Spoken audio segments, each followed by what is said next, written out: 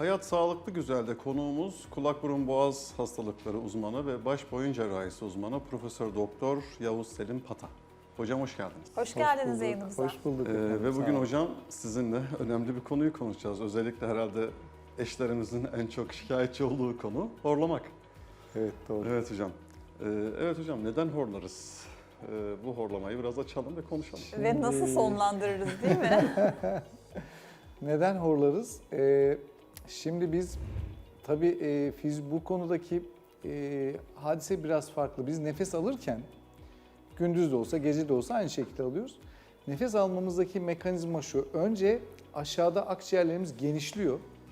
Orası genişleyince içerisine hava çekmeye çalışıyor ve yukarıdan havayı çekiyor. Evet. O çekilen hava da ağzımızdan ve burnumuzdan aşağı akciğerlere doğru geliyor. Şimdi burada gelirken fizik kanunları şöyle işliyor. Bir gaz, yani havada bir gaz sonuçta, bir boru içerisinden geçiyorsa, ki işte boru dediğimiz bu Evet. soluk borusu, borunun çeperlerine, borunun etrafına negatif basınç uygular.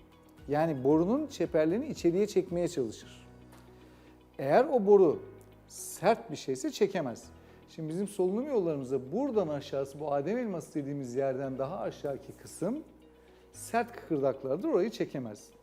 Ama buradan yukarıdaki bölümde ağzımızda ön tarafta dil var, o havanın geçeceği yerde. Dil tamamıyla yumuşak dokudan oluşmuş bir şey. Onun yanında bademcikler var, sadece yumuşak doku. Yukarıda küçük dil bölgesi var, orası sadece yumuşak doku. Yani bunların hiçbirisinin etrafında kemik falan yok, öyle dokuların, kasların tutunabileceği. Dolayısıyla gevşek dokular kolaylıkla işte o hava geçişi esnasında içeri çekilebiliyor ve titreşime de açık bölgeler. Aynı şekilde burnumuzdan bir de geçer hava, geçme şansı var. Burnun girişinde bir problem yok ama burundan girip arkaya giderken de gene küçük dilin arkasından ve dilin arkasından geçtiği için gene aynı bölgelerde titreşime ve horlamaya sebep olabiliyor. Aslında normal bir insanda tabii horlama olmuyor. Horlama niye oluyor, neden oluyor? Bir, o hava yolu daralırsa. Bu hava yolu nasıl daralıyor?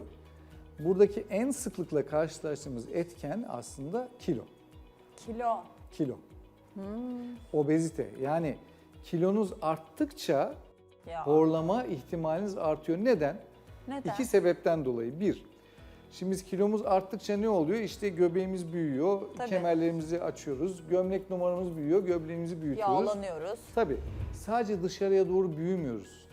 Aslında içeriye doğru da büyüyoruz. Yani biz kilo almadan önce, diyelim ki hava yolumuz şu genişlikte bir şeyse, kilo aldığımızda dışarıya doğru büyüdüğü gibi içeriye doğru da yağlanma oluyor ve bu delik daha küçülüyor. Çok enteresan. Küçüldükçe ne oluyor? Bu sefer işte o deminki fizik kanununa göre daha hızlı geçiyor gaz buradan ve daha fazla negatif basınç oluşturuyor. Bundan dolayı horlama oluyor. Bir de neden? Tabii kilo aldığımız zaman sadece işte lömbür lömbür, dışımız lömbür lömbür olmuyor. İçeride o hiç kemiğin olmadığı dil kökü, küçük dil bölgesi, bademcikler Hepsi. bölgesi oralarda kolay sallanır hale geliyor. Ve dolayısıyla kolay titreşir ve horlamaya sebep olur hale geliyor. Evet. Onun dışında sebepler ne? Horlama dışındaki sebepler. Tabii anatomik yapımız önemli. Tabii anatomik yapıdaki hadise de nerede önemli? Yani oradaki hava yolunu daraltacak yerler. Mesela bazı insanın çenesi geridedir. Çeneniz gerideyse dil kökünüz de geridedir. Dolayısıyla hava pasajı daralmıştır. Daha kolay horlarsınız. Burnunuz tıkalıdır. Burnunuz tıkalıysa ağzınızdan hava alırsınız. Ameliyatlıdır O zaman, mesela, bir sıkıntısı var. mesela tabii. Bu tür bir sürü sebep var. Bir takım genetik faktörler var. Sebebini bilmediğimiz kişiler olabiliyor. Bazen bakıyorsunuz ortada bir şey yok ama gene horluyor hasta. Genetik şeyler de olabiliyor. Genel olarak bir özetlersek bunlardan Evet. dolayı oluyor. Peki horlama ne zaman bir hastalık haline dönüşür? Ne zaman bir hastalık olur? Horlama eşiniz ne zaman şikayetçi olursa o zaman hastalık haline dönüyor. Çok hasta vardır eminim. Evet.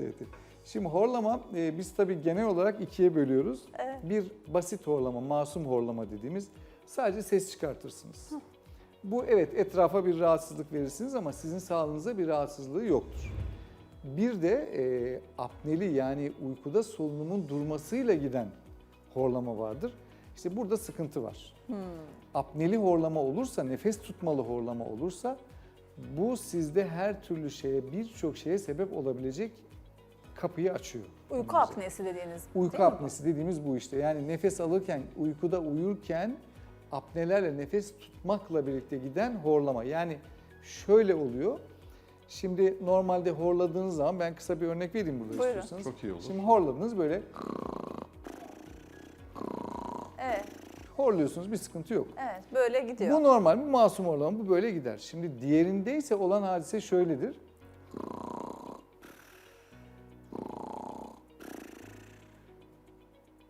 Yok. Durur hasta. Durur. Şimdi hiç nefes almaz. Bu 10 saniye olabilir, 20 saniye olabilir, 30 saniye olabilir, 1 dakika olabilir. Biz hiç de o ne nefes güzel almaz horlaması durdu diye. gibi. Nefes almıyor, Ama bu endişeye sürenin sebep olur. sonunda diyelim ki 20 saniye böyle nefes tuttum, nefes almıyorum. Bu sürenin sonunda şöyle bir hareket olur.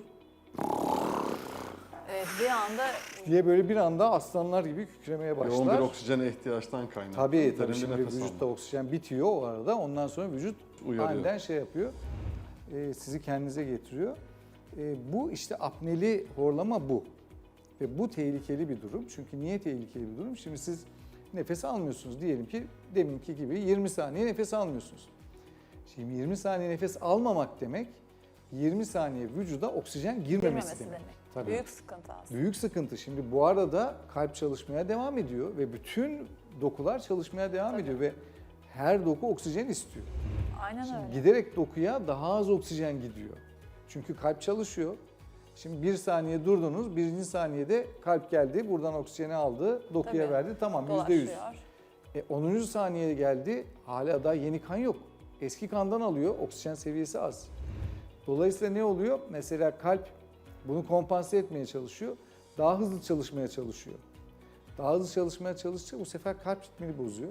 Tabii. Bu sefer uykuda taşikardileriniz, aritmileriniz oluyor. Burada bir sürü kötü Sistem gidişata bozmaya yol başlıyoruz. açılıyor. Tabii. Ciddi Hocam- sıkıntılar yapabiliyor. Şimdi horlamayla alakalı bir basit horlama, bir de apne ile birlikte olan horlama diye ayırdık. Şimdi buradan şu anlam çıkabiliyor. Ha, normal bir şekilde horluyor, sabaha kadar öyle horlasın, sağlık problemi yol açmaz diye söyleyebilir miyiz? Ya da horlaması olan bir kişi masum horlamaysa ileride bu apneye dönüşür mü? Dönüşebilir. Dönüşebilir. Şimdi mesela ben diyelim ki örnek veriyorum, ben 80 kiloyum, benim masum horlamam var. Evet. 10 kilo daha alırım, 90 kilo alırım, apneli horlamaya dönebilirim. Kilo ile beraber dönebilir. Olabilir. Yani masum Olabilir. horlama deyip bakmayalım. Hayır, Öyle hayır, bu masum o başladı. kadar masum demeyelim, Hep evet. masum gidecek diye bir şey yok. Evet. Öyle değil, öyle değil. Peki hangi aşamada bir hekime gitmek gerekir artık yani? Eminim şimdi izleyicilerimizin içerisinden de hele eşleri de biliyorlardır, daha ziyade horlayanlar vardır. Ne zaman bir hekime başvurmak gerekiyor bir tedbiren? Şimdi genelde şöyle oluyor zaten horlayan insanlar ve apneli horlayan insanlar bunun çok farkında olmuyorlar. Olmuyor. Onların şikayetleri Sadece bir kısmı böyle gece uykudan uyandığını, Evet. panik kendisi- halinde uyandığını, değil mi nefes o? alamadığını Sıkıntısına. söylüyor. O zaten artık iyice kötü duruma doğru gidiyor demektir. Onu fark edebilir hale geldiyse. Ondan daha öncesindekiler aslında hastalar kendileri çok fark etmez. Genelde eşler tutar elinden getirir. Eşler tutar getirir. Tabii çünkü o bize gelene kadar zaten genelde onlar içeriki odaya gönderilmiştir. Gönderilmiştir, Orada geri uyuyorlardır gelmiştir. falan. Böyle bir takım süreçler geçmiştir ama artık içeriki odadan da Ses sesler gelmeye geliyordur. başlamıştır. Aman Allah. Öyle tutar bize getirir eşler. Genelde de erkeklerde daha çok oluyor Evet. tabii aslında. Gerçi ilk böyle 80'li yıllarda yapılan çalışmalar da erkeklerde çok daha fazla, mesela 8'e 1, 10'a 1 oranında erkeklerde kadınlara göre daha sık ölüyor diye yapılıyordu çalışmalar mı çıkıyordu sonuçlar. Şimdi böyle yeni zamanlarda yapılanlarda 3'e 1 oranına geldi aşağı yukarı. Hanımlarda da ciddi düzeyde horlamaya görebiliyoruz. Evet hanımlarda Kiloyla da alakalı görüyoruz. olabilir mi hocam? Obezite gittikçe artıyor, yıllar geçtikçe bununla da bağlantı olabilir mi? Gerçi hocam? Olabilir, kadınlar da kilolu ama. olabilir. Bilmiyorum, öyle birden aklıma öyle bir şey geldi tabii. Peki nasıl tedavi ediliyor? Uyku apnesinin tedavisi nasıl oluyor? Şimdi tedavisi nasıl oluyor? Tedavisi iki farklı şekilde olabiliyor. Birincisi SIBAP dediğimiz bir maske var. Şimdi şöyle bir şey. Maske. Maske. Bayağı bildiğiniz maskeyi buraya oksijen maskesi gibi bir şeyi burnunuza ve ağzınıza takıyorsun. Bu tek başına bağımsız mı çalışan bir şey? Hayır, yanınızda aslında bir makine var, bir kompresör var. Bir kompresör. Yani aynı arabanın lastiğine hava verdiğiniz zaman kompresör gibi bir kompresör var Evet, orada. bunu eminim çok kişi pek O- kullanmak sıkıntı istemiyordur. oradan doğuyor. O çalışıyor sürekli, sabaha kadar çalışıyor. Maske burada. Buradan sürekli size hava veriyor basınçla. Buradan hava verdiği için o anlattığım gibi, en başta anlattığım gibi akciğerlerin açılıp içeriye hava çekilmesi gibi bir durum yok. Buradan pozitif hava geliyor. Pozitif hava geldiği için de o şeyi tamamen kaybediyor. Horlama ve apne olayını yok ediyor. Ama tabii bunu sürekli sabaha kadar kullanmanız lazım. O da bir konfor Zor bir olarak şey, çok konforsuz bir çok şey. konforsuz. Evet. Kalitesiz Ve bu tabii hayat. tedavi edici bir şey de değil. Bu aynı gözlük gibi. Şimdi gözlüğü çıkarttım, görmüyorum. Gözlüğü taktım, görüyorum. Ben gözlüğü 5 sene taktım, gözüm düzelir mi? Düzelmez. O da öyle. Ciğer sorunu açılmıyor yani Hayır, bir ritme hayır, girmiyor. öyle bir şey yok. Hep kullanacaksınız. Onu hep kullanacak. Ama bu CPAP dediğimiz alet bu işi tamamen düzeltir. Çözer. Tamamen çözer. Bunun dışında ne var? Bir Bunun müdahale. dışında cerrahi çözümler Müdahale. var, ameliyatlar var. Bizim yaptığımız genelde. Hocam bu ameliyatlar apne için mi? Horlama ve apne için mi? Apne için. Apneli Uyku horlama. apnesi için. Genelde horlamalar için, masum horlamalar için genelde çok ameliyat önermiyoruz aslında. Masum horlamalara devam edin diyorsunuz. Yani eğer kilo verin, dikkat edin veya bakıyoruz mesela diyelim ki burnu çok problemli. Şimdi bu burnunuz olmadan bu iş olmaz diyoruz. Veya bakıyoruz bademcikleri çok büyük. Şimdi bu bademcikler bu kadar büyükken horlarsınız. Ya böyle devam edin Evet. ya da bunları alalım diye önerilerde bulunuyoruz tabii ama onlara illaki müdahale etmemiz gerekmiyor. Fakat diğerinde apneli Apneli. olan da mutlaka bir şeyler yapmanız gerekiyor. Çünkü o apnenin sonucu iyi olmayacaktır. Ne İyi yerlere yapılıyor o gitmeyecek. cerrahi müdahaleden biraz bahsedecek Şimdi olursanız. orada da yaptığımız iş en başta anlattığım o fizyolojide hani daraldığı zaman sıkıntı oluyordu. Darlığı genişletmemiz gerekiyor bizim. Darlığı genişletmek için ne yapacağız? İşte birincisi kilo vermek tabii. Kilo vermeyi sağlamamız lazım ama burada da şöyle bir sıkıntı var aslında. Şimdi bu obstrüktif slip apnesi olan hastaların kilo vermesi de çok zor oluyor. Orada bir kısır döngü oluyor. Siz kilo aldıkça apneniz artıyor. Apneniz arttıkça kilo alıyorsunuz. Kilo aldıkça apneniz artıyor. Giderek kilo almaya devam ediyorsunuz. Apneniz de artıyor. Bunu bir türlü geriye kırmak çok zor bir şey. Apne o varsa eğer. Dolayısıyla kilo veremiyorsa hastalar, işte spordu, şuydu, buydu öneriyorsunuz. O zaman cerrahi tedaviye geçiyorsunuz. Cerrahi tedavide yaptığınız ne? İşte boğazı açmak. Boğazı açmakta kasıt orada şöyle bir halka diye düşünürsek orayı. Evet. Üst tarafta küçük dil var. Evet. Küçük dil ve yumuşak damak. Küçük dil ve yumuşak damak bölgesine müdahale edip orayı biraz daha yukarıya kaldırabilirsiniz. Burayı yukarı kaldırdığınız zaman buradan bir açıklık olur. Yan tarafta bademcikler var. Bu bademcikler büyükse onları küçültebilir veya alabilirsiniz. Orası açılır. Aşağıda dil kökü var. Dil şimdi biz hiçbirimizin işte elleri, parmakları, gözleri, kolları bir değil. Dilimiz de aynı değil. Bazı insanın dili çok büyüktür, kapatır orayı. Yattığı zaman da düşer arkaya ve horlamaya sebep olur. Dile yönelik bir şeyler yapabilirsiniz. Veya burun tıkalıdır, burun kapalıdır. Burnu açmaya yönelik bir cerrahiler yapabilirsiniz. İşte kemik eğriliği vardır, septum deviasyonu, et büyüklüğü vardır, konka hipertrofisi gibi.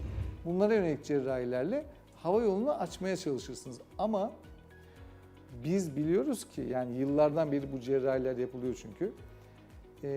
Ne yapılırsa yapılsın horlamanın ve apnelerin geçmesini garanti edebileceğimiz bir yöntem yok. Yok. Tek bir yöntem trakeotomi. Buradan bir delik açarsınız hava yoluna. Hasta buradan nefes alır verir. O zaman evet bir daha olmaz ama tabii bu da O çok da- olabilecek bir şey değil yani. Tabii ki. Hocam Tercih ben aslında edilebilir tam bir şey.